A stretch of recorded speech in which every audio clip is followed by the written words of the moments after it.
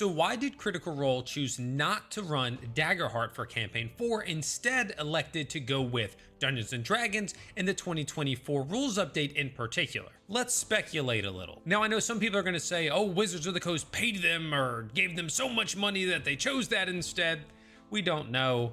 And to be honest, they're probably making a good amount of money from Daggerheart, which is directly supporting them. So they could either take a large lump sum from Wizards of the Coast, or they have the potential to play their game, which will drive sales to their game and therefore make money directly to them, which would over time probably outweigh whatever Wizards was going to give them. So at least that's my thought. But you can think whatever you want. Let's talk about the other reasons. One is simply that Dungeons & Dragons is still more popular. It is still the face of TTRPGs. Hate it or love it, or find yourself somewhere in the middle.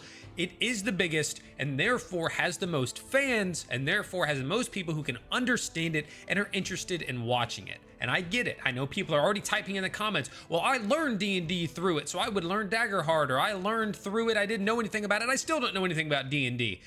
Yes.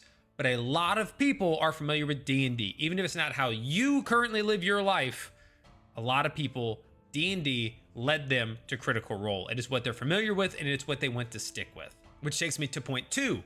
The players, if they had already planned on doing this sort of style, this West Marches 14 total person group, they probably are all familiar with D&D 5e. They've all participated in actual plays for D&D 5e. Getting them to now swap to a whole new system that is created from you, Critical Role, it's probably a bit much of an ask. It would probably take longer to get everybody up to speed and to get things flowing, and so they decided to go with something that everybody was comfortable with, and that was D&D 5e. It makes everybody at the table know that they can jump in and immediately have a good understanding of how things are going to work. Which I'll tie into also Brennan knowing it better than he does Daggerheart, but as people have told me a million times, and I know myself, Brennan is fully capable of learning how to DM something new.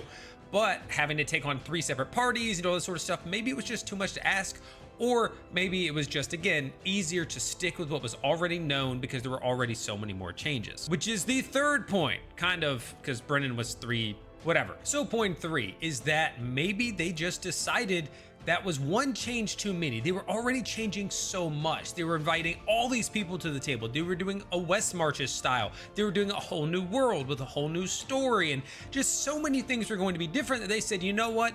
Let's at least stick with this system, which I understand, but then other people will say, look, just rip the Band-Aid off. If you're gonna make a bunch of changes, just make the changes.